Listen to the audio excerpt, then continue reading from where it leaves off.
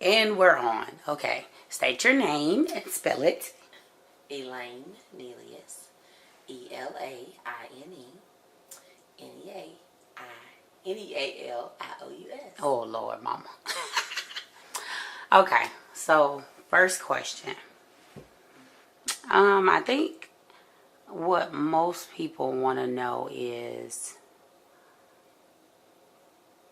as a parent, not ever hearing about lupus, and as there are many other parents out there who haven't heard of the word lupus and are just, being faced with that situation, what would be your words to that parent?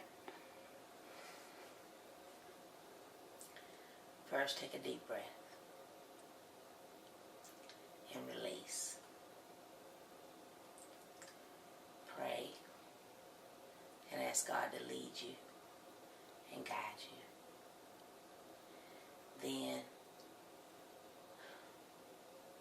smile through it.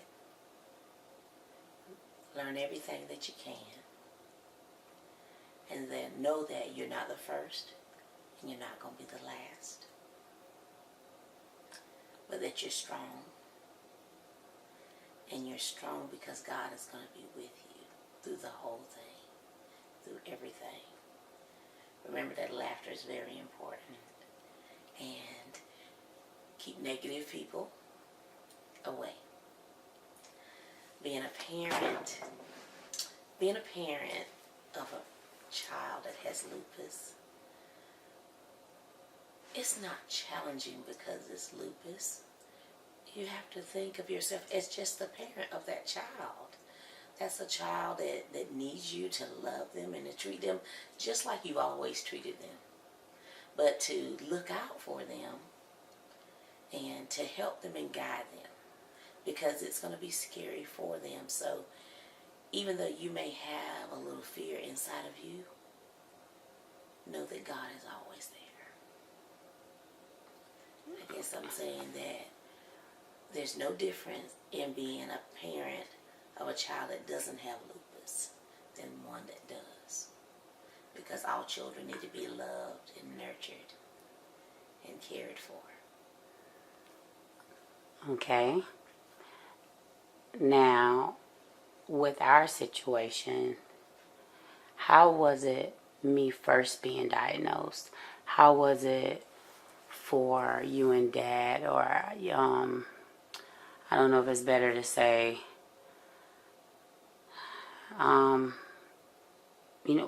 what was your experience, your first experience? You mean first experience with your first outbreak, or first-hand knowledge of what happened, what to look for, or what do you mean? Maybe like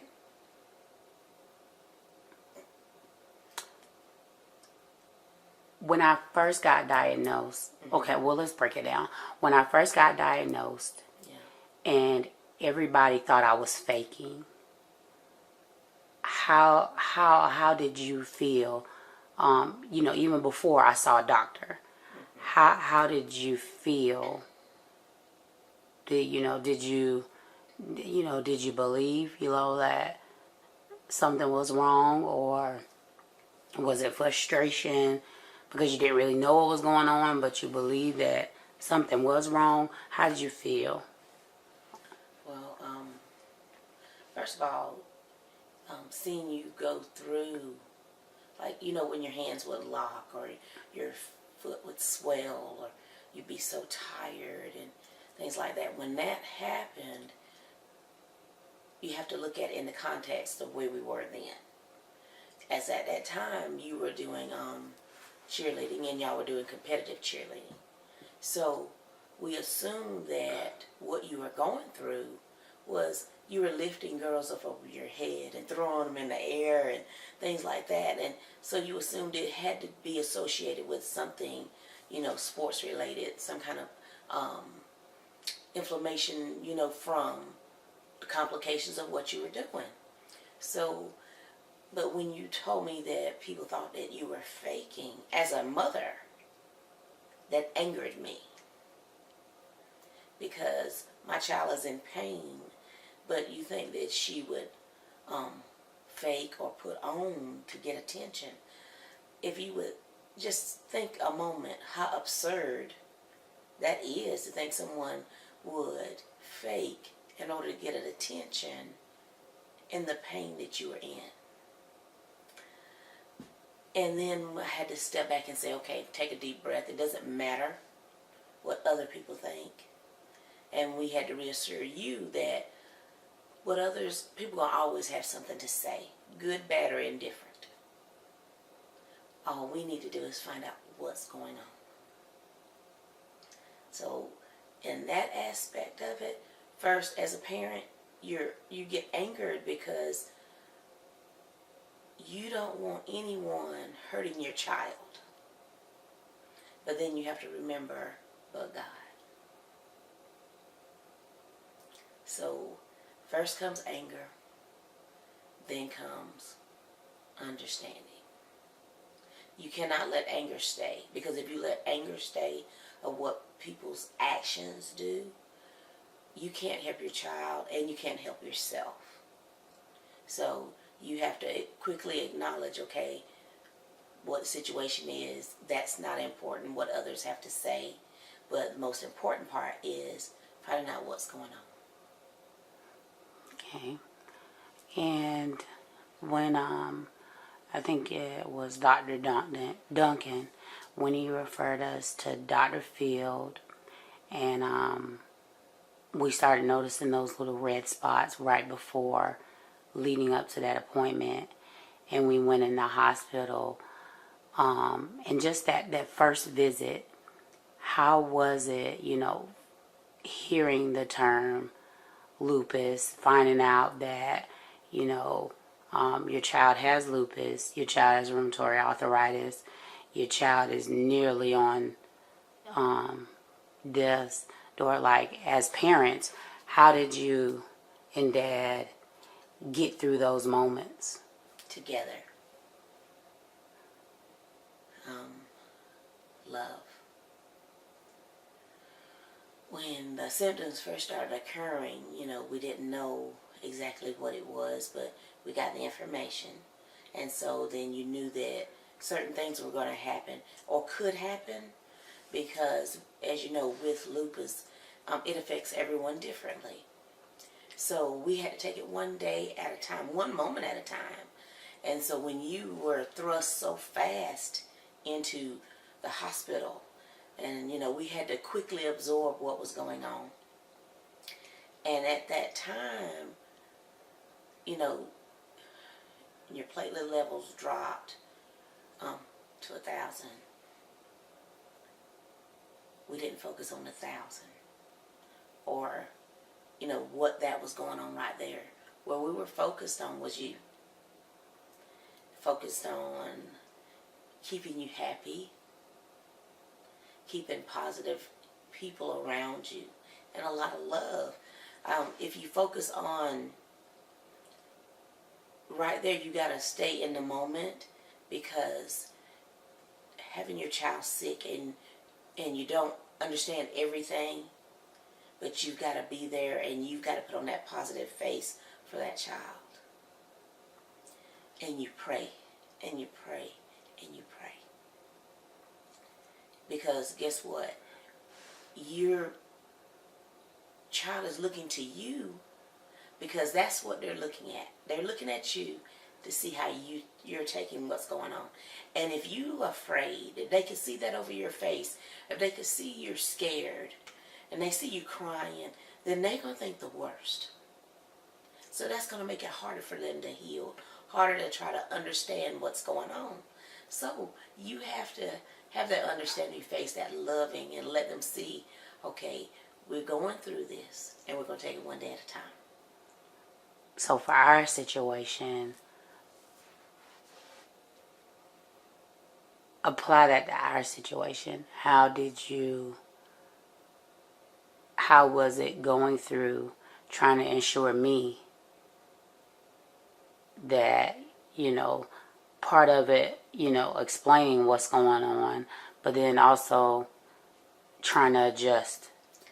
Well, knowing you, because every parent has to know their own child, and you have to take charge at this point and know there's certain things, what your child can handle and what your child couldn't handle, because, we had that understanding with Dr. Field that, the big information came to us. You knew as little as possible. So when your platelets level dropped to 1,000, you didn't know how sick you were. We did. But that's a choice that me and your father made because, we carried your burden and your pain. That part we had to do for you in order to help you heal. That's the way we dealt with it. That's the way God gave us the plan to carry on. It was tough. It was hard to watch your child be in pain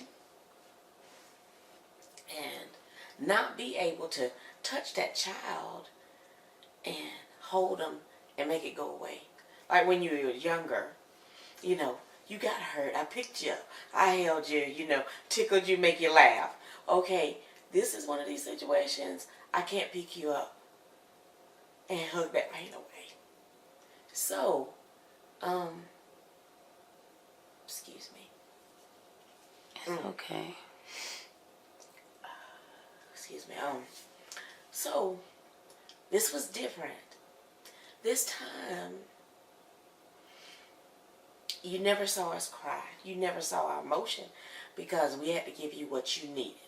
You were the most important thing. How we felt and what we were going through was not important.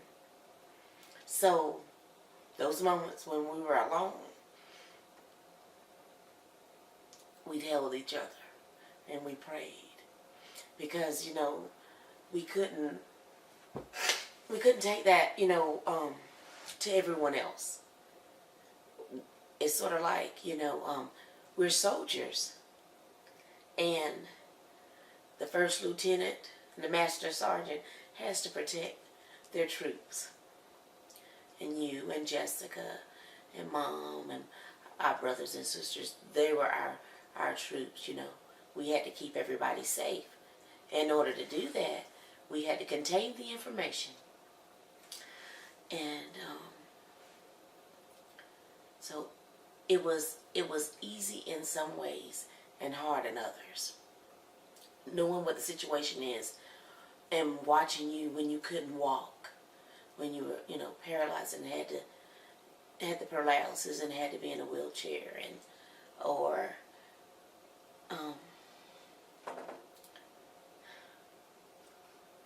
those were tough times. But God was always there. I think now when I think back on it, I can laugh at some of the things that we did.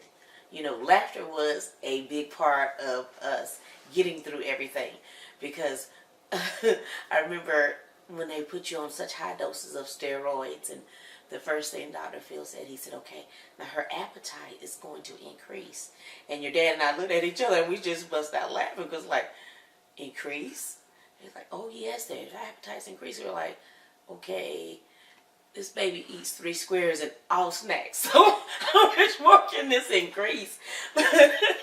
So, and we just found laughter. You had to find places where you could laugh about things. And that made it easier. And so each day, even though we were going through some of the most trying times, having each other, having our faith, and just loving each other as a family is how you get through it and how we got through it and how we continue through it today. There's going to be days, when you can put that Superman S on your chest and you can do anything. And then there's going to be days when you just have to hold each other and just let those emotions come out. Just let them flow. But most days, back then, when we started out, we did the S on the chest a lot. We had the S on the chest. And, I know we had so many people praying for us and praying with us. And we had such a wonderful support system, not just within our family, but our friends too. Because I think about just, my friends, Celeste and Deborah and Karen, you know,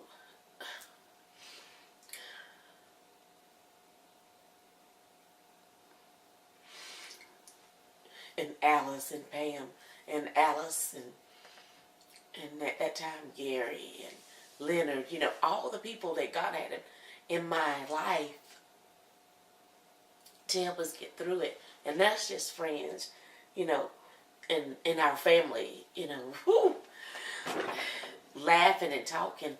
We're a family of jokesters and we love to tell stories, and all that is a part of getting to know Lupus and living with Lupus. Excuse me, I'm so sorry. But that's how it was for us, baby. It was one day at a time. It was one moment at a time. And no one moment was the same. And then you were comical. And then the fact that I snored, that would brought more commonality to our lives. Because, we'd be in the hospital and you'd be like, Mom, don't go to sleep. Dad, please don't let Mama go to sleep. Let me go to sleep first. I mean, just things like that. We laughed. We had to laugh through things. If you always stay so serious about things, it makes it tougher. So it wasn't like Lupus wasn't the big L in the corner. It was just a part of our lives. It wasn't like, oh, we can't do anything today because of this. Okay, we're in the hospital, but we had fun. We enjoyed. You had to have your meds, and there was things going on. You would have pain that you had to get the stent in your neck and get medicine through there. But it didn't stop us from being a family, for loving each other, for laughing, and doing those everyday things. And I think that's what you have to do in order to survive. And that's what we did. The Lord allowed us to continue to enjoy each other, to love each other. And even in that time when there was times when you had such severe pain, they put you on nitroglycerin, they put you on the highest powerful drugs there could be, and it didn't stop the pain. And that was prayer. And that was God holding all of us together. So our walk has been a good walk. I think I asked you this a good bit of times. Excuse me. Oh, no, you're fine. I think I asked this a lot. Or maybe I just started asking this. I'm not really sure. I'm not really sure because I know I asked you a bunch of questions. Yes, you do. But what was the biggest change you saw in me? Biggest change in you? Well, I think one of the changes, not one of the biggest, I don't know, I couldn't say biggest, because you were a teenager, and you've always had an old soul. You've always been happy and always want to take care of everybody and wanted to make sure everybody was okay. You've always wanted your friends to be everything okay with them. If something wasn't right, you always wanted to fix it. You wanted to make sure nobody hurt them. So when you got diagnosed with this, the biggest change one of the changes I saw, maybe not the biggest, but one of the changes that I saw is that you were a carefree child, as much as a teenager can be. Not counting all, your ups and downs of growing up and having to deal with people. But when you were going to the hospital and you come back out and you have to go through, the cycle of building your strength and everything, you became like a little daredevil. You wanted to pack everything that you can in this moment, like it was a fever pitch, and you wanted to get everything and do everything you could for fear that another relapse would happen. So it was like 90 going, you were like Danica Patrick in a race car. Get in, and as soon as you get in and the flag goes down, you put the pedal to the metal and you are out of here. So we had this, okay, let's put the caution flag up. Okay, slow down a little bit, baby. You got to slow down. But we understood. You wanted to do everything while you felt great, because you didn't know, how long that would be. And, the recuperation and everything. So, and to this day, you're still like Danica Patrick getting in that car, looking for that checkered flag, and got the pedal to the metal, and look at everybody else because she's coming down the lane. So, I mean, and that's the thing about it. You've always been able to, okay, I know I just got out of the hospital, but can I go to the cheerleading competition? Can I compete? Can I go so and so? I mean, I know you remember getting out of the hospital, and you had a competition in Lexington, and you're like, oh, please, can I go? Where will y'all take me? So we had to take you, and I believe we had crutches at that time. We had graduated to crutches. And so here me and your dad go to Lexington so you could watch the girls and cheer them on. It's like, oh, or for instance, I'll give you a really good one. You had been in the hospital for just almost a month coming up to graduation. And while you're in the hospital, Key Club was having some kind of fundraiser. And you were in the hospital telling them, oh yeah, bring the candy to me. So you're selling to the nurses and to the doctors, anybody that comes in the room, you're selling candy and stuff. So when you get out of the hospital, Mama, can we go by school? So I said, okay. So we go by and we talk to Mr. Whitson, the principal, about graduation and everything. And then we go and we go by classes and everything. And it's senior field day. All the seniors out on the football field, playing games, things that seniors do. You're in the wheelchair. So, of course, he says, oh, yes, Miss Elaine. You heard Mandy. Oh, we got her. We're just going to run. We're going to take her out here just to see everybody, okay? Okay. Because your grandmother was having a procedure. I had to call and check on her. I said, okay. I'll be over there in a few minutes. So, I go and I make the call to check on your grandmother. And I drive the car over there, and I'm looking, and I don't see you. But I see everybody jumping up, just playing games, having fun. So when I get onto the football field, I don't remember who was driving you, but they were pushing you across the line, and all the teachers and the kids, y'all were racing. And then everybody's going like, she wanted to have fun. I mean, here you are in a wheelchair, just got out of the hospital the same day, and you're out here participating in senior games. That's what I mean in being Danica Patrick and getting that car and putting the pedal to the metal all the way. So that's, it's just fun things like that, You never wanted to miss anything. Graduation, your high school graduation, y'all practiced with you in the wheelchair. But you made a promise to yourself that you wouldn't do the wheelchair. Okay, we'll practice with it, but you walked. You walked with your class.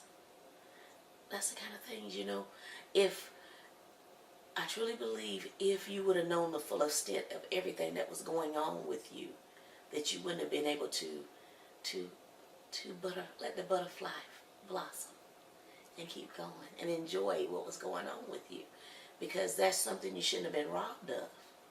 So that's why we tell, your slogan is, run lupus, don't let lupus run you. You've lived that slogan ever since you've gotten it. So, it's like college graduation. Woo! Got your sister going across the railroad tracks and the train is coming. Because, like naturally, you forgot something. But you made it. These things, we live life.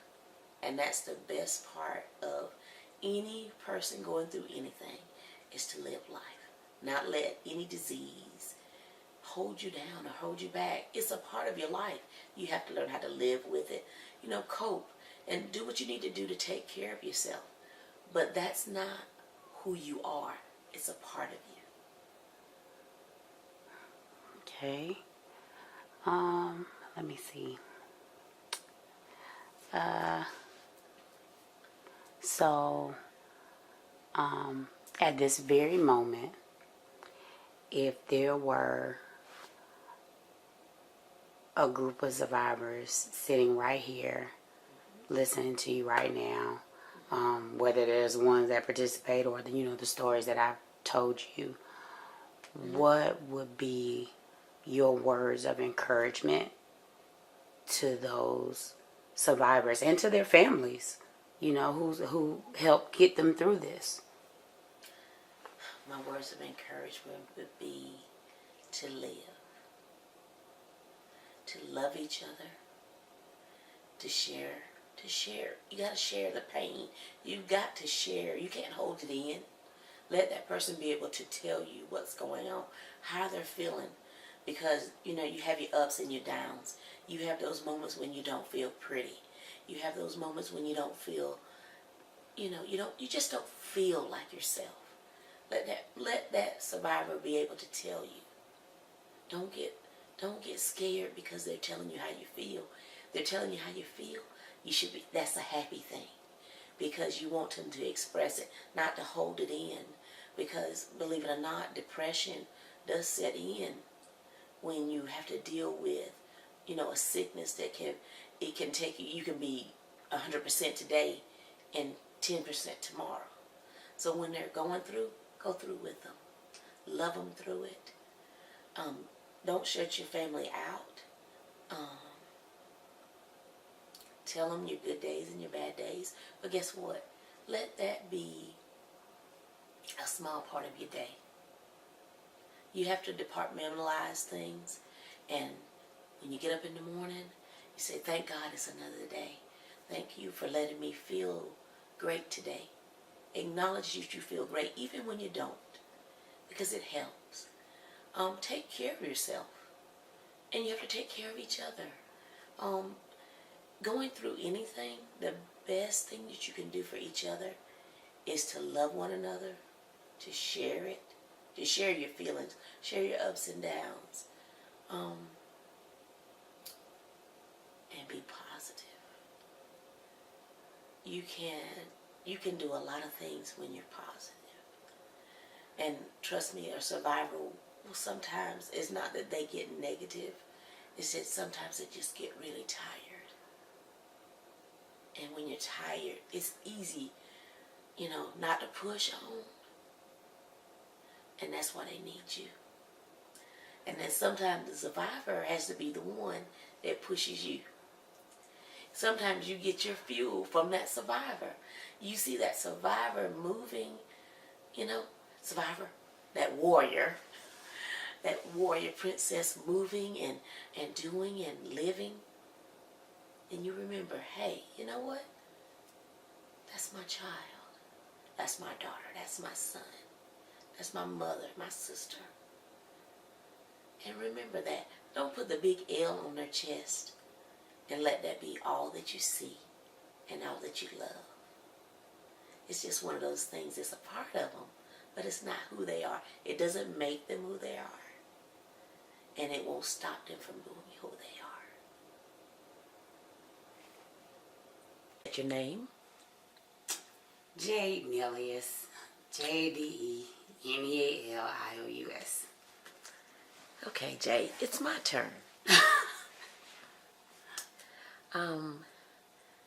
You being a lupus warrior, tell me what you want people to know about you. What I want people to know about me, that lupus is only a very small part of my life. For those who I allow to let in my little bubble of a world would tell you that I'm a jokester. I'm a grandma at heart. I have a really old soul. When I have a passion for something, I fight for it and I work hard towards it.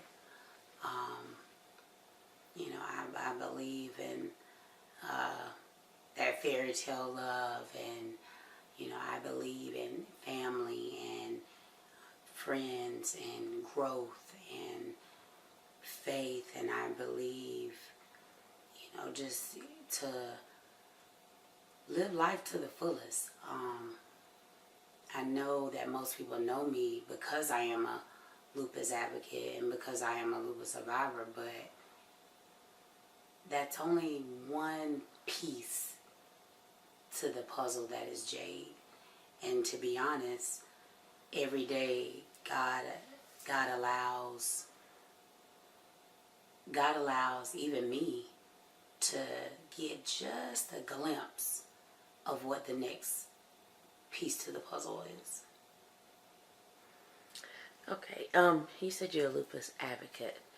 Well, how important is being an advocate to you? Being an advocate is extremely important.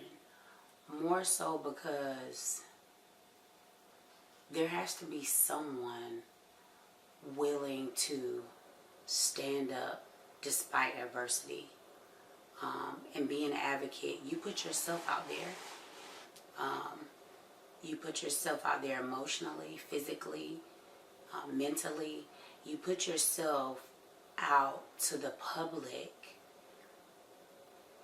not necessarily knowing how the public will receive you. In a sense, it's almost like you're trying to tell the story of a variety of people going through similar things that you're going through, but still yet you still don't have a glimpse into their life. And you're doing this in hopes that they will have the courage and they will have that strength to feel comfortable for them to eventually come out and be able to be a voice for the next generation and the next generation, whether it's before them or after them. Okay. Some of the questions that you asked me was, how did you feel when you first found out about lupus? When I first found out, I was like, "Ooh, I'm not going to class." I was excited. But when we went to the hospital, it became real almost in a sense.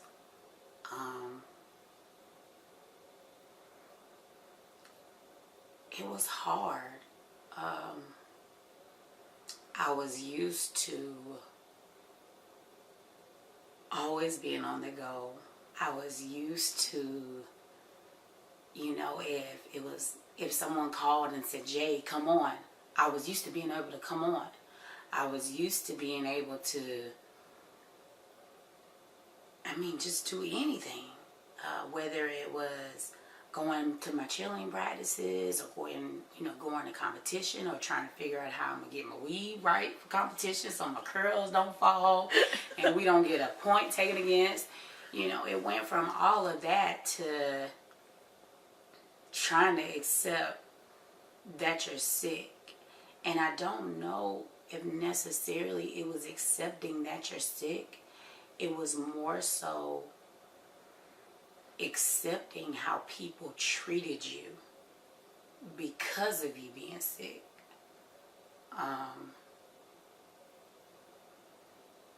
I think that's the case maybe for a lot of survivors, is not being diagnosed with that title.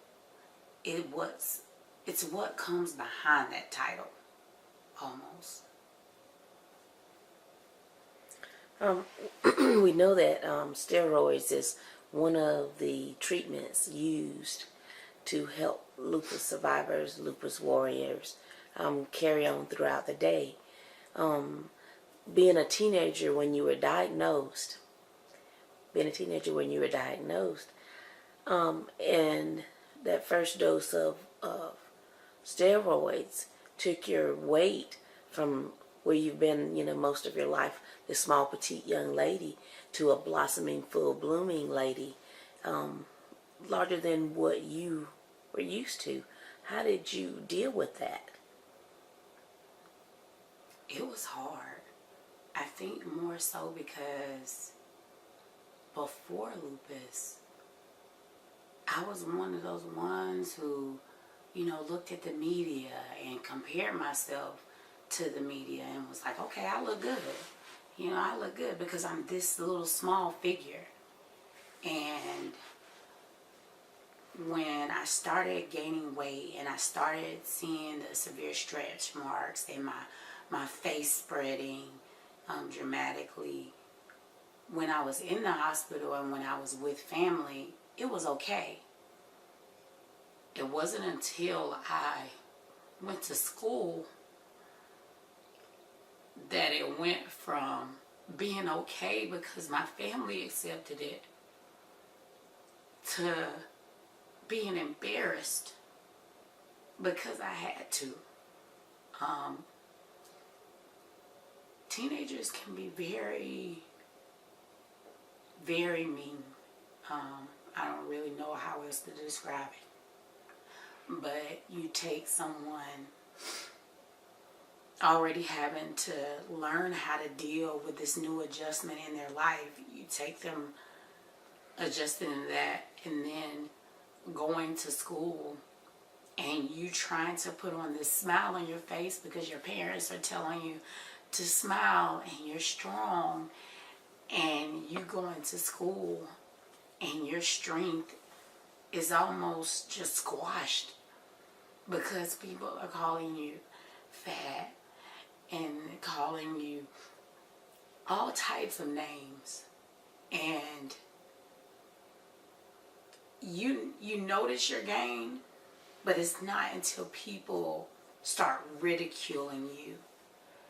And I don't know if it made me more upset because they had no clue what was going on, or because they didn't want to know.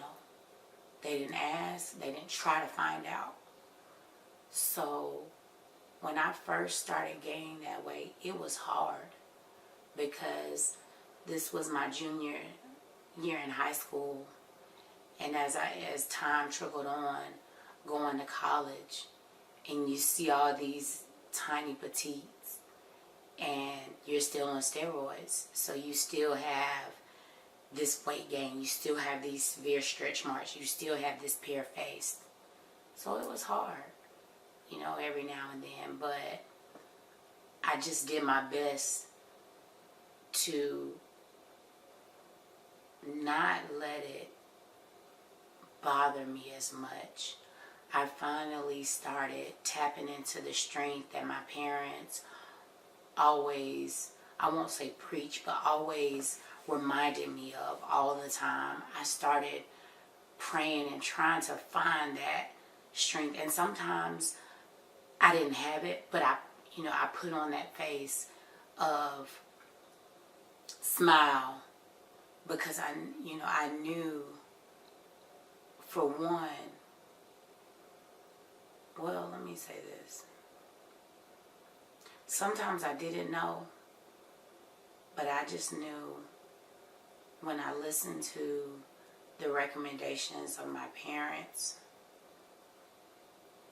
in smiling, it was almost like my smile was my barrier. So many saw, might as well not even bother because she got a smile on and it ain't going nowhere.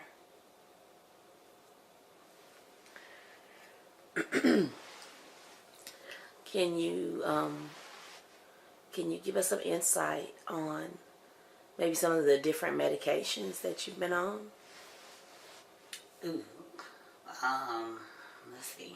I've been on nitroglycerin, I think it's called. I've been on a variety types of steroid, whether it's prednisone, methylprednisone, which I'm currently on now. Let's see. I've had to do plasmapheresis. I've had steroid infusion. I had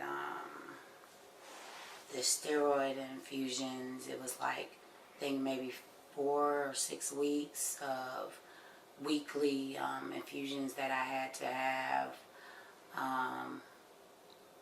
That's all that I can think of. But I mean, just being a teenager growing into young adult, all of that is a lot. The reason why I asked you, I wanted to see if you remembered, some of the medications, because being a lupus survivor, depending on, what you're going through, there's many different types of medications that you're on. And I know that, being your mom, that in the first year, I think they had tried at least 8 different medications just the first year. So, with the change of medication, how did you deal with, remembering to take the medication? Was it something that, you did because, okay, I take this, I won't have a flare? Or was it, if I don't take this, mom and dad will find out? Or did you realize how important your medication was at that time and still is? At that time, I didn't realize how important my medication was. At that time, in the beginning, it started from, well, maybe if I just don't take the meds, then I won't gain weight and I won't get bullied, to even through college, it was, okay, I know if I don't take it, mom's going to ask me or dad's going to ask me, did you take your medicine? And I don't want to have to sit there and say, yeah, okay, let me go take it right now. It wasn't until I actually started advocating and going to talk to other survivors that I realized how important it was to actually take the medicine. I just, in all of these years, I never realized exactly what my body was going through. And I know that sounds weird to say since I'm the one that experienced it, but I guess being that young, you don't want to think about, I won't say what's most important, but you don't want that. You don't want it to overpower you in a sense. Like, in college it was like, okay, I'm going to take my medicine so that my parents are not down my back. As I got older, it was, let me take my medicine because, yeah, I do feel better when I take my medicine. Let me take my medicine so hopefully I don't have to have a flare where I'm back in the hospital. So I think that just came with maturity and, learning and growing and loving myself. Okay. Do you think your parents ask you, have you taken your medication, just to see what your answer is? Next question. Okay, next question. Okay, on your travels down this road, I know you started last year with your 9th anniversary, your lupus, your chronic lupus campaign, Give Lupus Royal Treatment. And one of the things that I found most interesting is that in giving lupus royal treatment, you started this regimen of getting your weight under control, because we didn't think you had a weight problem, but when you went to the doctor, he expressed to you about your weight, not letting it get out of control. Can you expound on that a little bit more to let people know how important it is to keep that under control? It's so important to keep your weight under control, more so because your body is already in attack mode, an attack against itself. And so if you're feeding your body all of the foods that we love to consume, your body has no defense.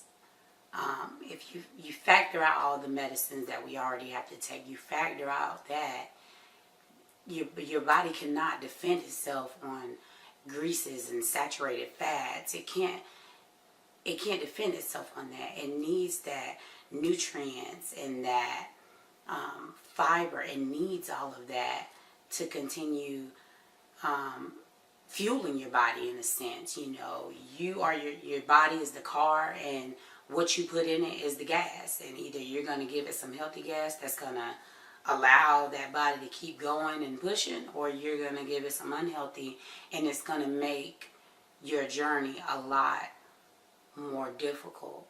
And that's just with anyone. You know, no matter if you have lupus, if you have fibromyalgia, if you have cancer, no matter what it is, or whether you're perfectly healthy, you have to fuel your body with nutrients. And that's that's an ongoing battle for me, especially just being someone who ate whatever they wanted to eat. And then when this came into, effect, I had to change it up. And it was, it's been an up and down battle. There's periods where I do really well, and then there's periods where I fall off. But as many periods as I fall off, I do my best to try to get back on, because I realize the importance of having that healthy body. You hear a lot of trainers, hound you on, healthy body, healthy lifestyle, healthy living, healthy learning. But it's so true. It all works. You can't expect to have that truly total positive outlook and you're eating unhealthy but being positive. Your body works on one accord, and you have to have a positive mentality. You have to, act on positive actions. You have to fuel your body with positive and healthy foods, because it all operates on one accord. And if you knock just one thing off, going over into unhealthy foods or unhealthy diets or unhealthy lifestyle, that knocks your healing process. It knocks your journey in itself. And, with anyone going through a disease or illness, a chronic illness at that, that's one less thing that you want to have to add to what you're already going through.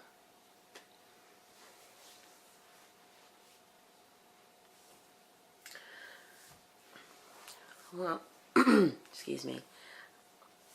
What would you say to a Jade that was 15 years old?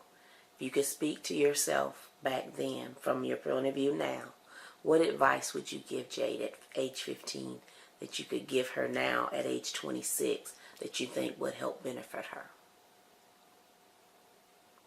I would tell her, believe in yourself. I would tell her, you are a jewel and you are important, and you don't have anything to prove to anyone. So that cliche of live, love, and laugh, it's true.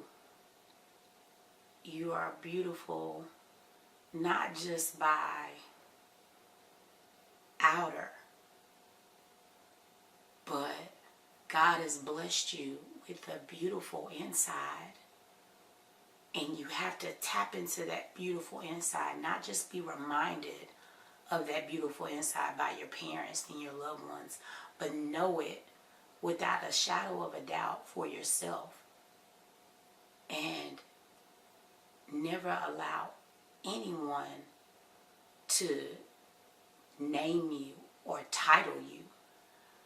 You are a strong woman, and you are a phenomenal woman. And the moment that you accept it for yourself, the moment that you believe it for yourself, is the moment that you'll truly blossom. That's great words of wisdom to the 15-year-old Jade.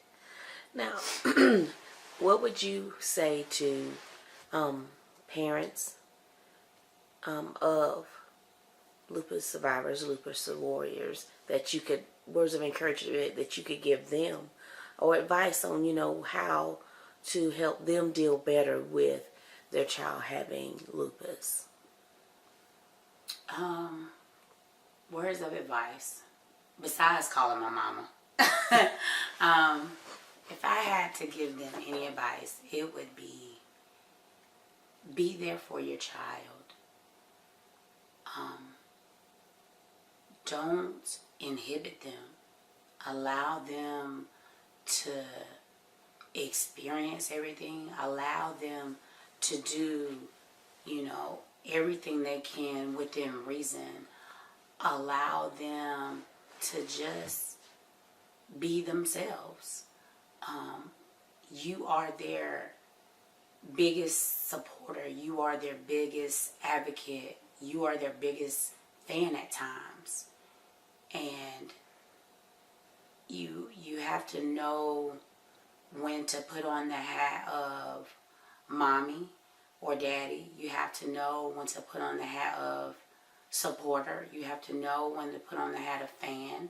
You have to know when to put on the hat of friend. There's so many hats that you have to know. For me, I was blessed that my parents were able to put on hats that even I didn't know at that time I needed. And oftentimes when you have a teenager or someone under their 30s dealing with this type of situation, you go through so many things, whether male or female. You go through so many things, and a lot of times there'll be times where you just don't understand anything, and you have to be that understanding for them. And there's going to be times where there's no words for the understanding. It's just love and faith and support. And that's the biggest thing, if anything, is not encouraging them and making sure that they understand that they are not what they are diagnosed with. There is so much more to them than just that. And anyone that puts them in that box is someone that they don't need. Same thing with friends. It's very important, to have friends and acquaintances. What advice would you give to friends? Because, it is a difficult disease. People don't understand it. And then, a lot of times it comes with a lot of attention, and people take that the wrong way. It's not the person that's trying to get attention. It's the disease that needs the attention. And sometimes friends get angry and they leave a person because they think that the person wants all the attention that they're getting. What kind of advice would you give to a lupus survivor or warriors, friends, to keep them strong, to be able to stay in there and support that person? I would tell their friends, you are more important than what you realize. It's one thing to have the support system of your family and have the faith in God, but if you can be there for them through their ups and downs of battling this disease, you become one of their angels, and they need that angel to keep them going. It's a different type of love. It's a different type of comfort. What you don't want to do is that, yes, things change and they change. In one moment you know who they are, and the next moment you don't. But as a friend, you have to love them past their flaws. You have to love them through their trials and love them through their journey the same way that they do for you. It's not going to be easy all the time. It's not going to be a cakewalk, but the reward in itself is knowing that when the chips were down and things got hard, you didn't stray for them because of something that they couldn't control. You stood right there beside them, loving them and pushing them. And if anything, you're just as big of a warrior as they are. Thank you, Jade. What about, you need me to say something to the people? I go ahead and say Well, let's see. Should you say something to the people? Let's see. What would you like to say? Well, this What would you like to say to the people at large? I like to say, hold on. Not that. I like to say to the people at large that no matter what chronic illness you have, whether it's lupus, whether it's cancer, whether it's autism, whether it's MS, whether it's any type of disease, do not let that define you. Do not let that dictate your actions. Do not let it dictate your emotions. Do not allow that to take precedence over who you are. Whatever you are diagnosed with or whatever you have, it's what you have. It is a part of you, but it is not the whole picture of you. It is just one little piece to the puzzle of your life. And as long as you remember that it's one little piece to the puzzle of your life, you will be able to continue through this journey with a smile on your face. Because the most beautiful thing in my eyes, okay, what I would say, my words of encouragement, no matter what disease or chronic illness that you possess, know that it does not define you. It is not who you are. It is not what you will become. It's just a very small aspect of your life. It is your testimony almost. It is the thing that God has blessed you to be able to help others. Because in my eyes, when you go through these challenges, when you go through these times, it's not for you. It's for you to help someone else. You never know what your life, what your ailment, what your illness, what your sickness, you never know what that's going to do for you. And you never know what that's going to do for someone else. You never know who's watching you. And watching you in a sense that oftentimes when they see, hey, she still has a smile or he still has a smile, but they're still pushing. I can do that too. That's what you should think of. when you see me, don't see Lupus. See Jade first. And then, oh, she has lupus. And that's the same mindset that you should have. See yourself first. Demand that people see yourself first. And then whatever your ailment is, that becomes second. It's very minute in the scheme of your life. Hold your head high. Always practice strength, courage, and wisdom. And know that God is able, and He is here, and He is always working. And to my lupus survivors, as I always say, and I probably say it more than you want to hear it, continue running lupus. Don't let it run you. Because we are royal warriors. And we will continue crowning lupus until we can't crown anymore. Love you all.